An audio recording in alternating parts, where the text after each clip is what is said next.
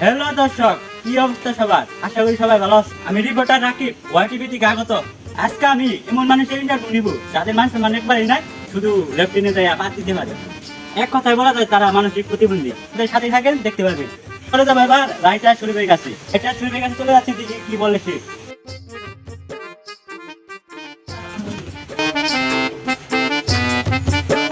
আমরা এসে বলছি, দেখি রাইটার শরীফ ভাই কি বলে। এই শরীফ ভাইয়া, রাইটার ভাইয়া, শুনো না কে ভাই মারেন কে? মারবো না, তোমার কোথায় রাখতে তুমি কিছু শুনো না।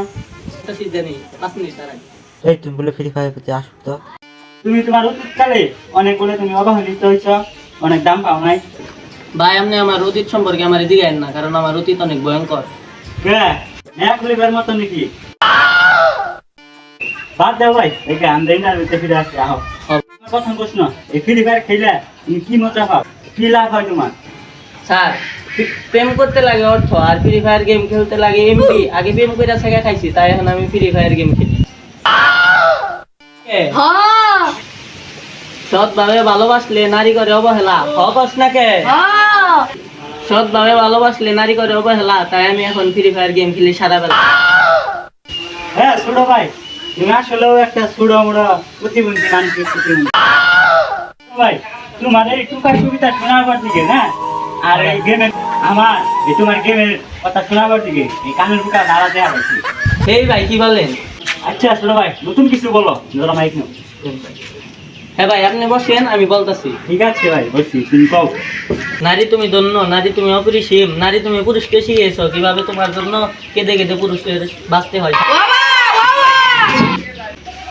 এই না কানের বুকা ফাটা গেল রে আল্লাহ। এই এলা ইন্টারভিউ নেগারে কিটা বলতো, আমারে কান ফাটা ফাড়ে গেলাইনি। ছোট ভাই, আমার আরেকখানি এবার দিতে লাগবো, তাই মনে কিছু না। তোমার কষ্টের কথা হই না, আমার পানি আয় করলো। কি জানি? আরে ছোট ভাই, মানে চোখের বাণী। ও ভালোভাবে বোঝাই করবেন তো। আরে মিয়া, তোমার বুঝা মুখের নেই, তোমার তো ভাব ভঙ্গি চরিত্র নষ্ট। এই ভাই সব জায়গায় সত্য কথা বলতে হয় না। তো ছোট ভাই, তোমার ইন্টারভিউ নেওয়ার পরে বুঝলাম। কি বুঝলেন? আরে ভাই, ভাই কি সুন্দর অভিনয় করেছে, অভিনয়ের জন্য ভাই সেরা। আরে হ্যালো দর্শক, আমরা এমন জায়গায় ইন্টারভিউ দিতে যাচ্ছি, এখানে গুরু শিষ্য দৌড়ায় প্রতিবন্ধী। গুরু শিষ্য কি সুন্দর অভিনয় করে রে, গুরু শিষ্য অভিনয়ের জন্য সেরা রে। দর্শক, আমরা এবার দ্বিতীয় জনের কাছে চলে যাচ্ছি, দেখেন আমাদের সাথে থাকেন, আসেন। আমরা এসে বলেছি 2 জন 3 জন টিকটকার আছে প্রতিবন্ধী, তারা বন্ধি না হলে টয়লেটে যায় আর যেতে পারে তারা, আর তারা হ্যালো গাইস, আমরা তাদের কাছে এসে বলেছি।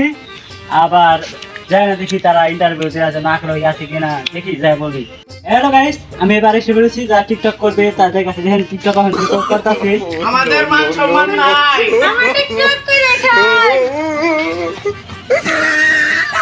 গাইস আপনারা গাইস কেন সাপোর্ট করেন না ভাইয়ার ভাবিকে? ভাইয়ার ভাবি এত সুন্দর সুন্দর কন্টেন্ট আপনাদের জন্য উপহার দেয়, আপনারা কেন সাপোর্ট করেন না ভাইয়ার ভাবিকে? ভাবি কিছু বলেন। সবাই সাবস্ক্রাইব করুন। হ্যালো গাইস, আমরা যা দেখলাম এখন, তারা আসলে প্রতিবন্ধী কাতারে এবারে, তারা এই জন্মে আছে, পরের জন্মে থাকছে।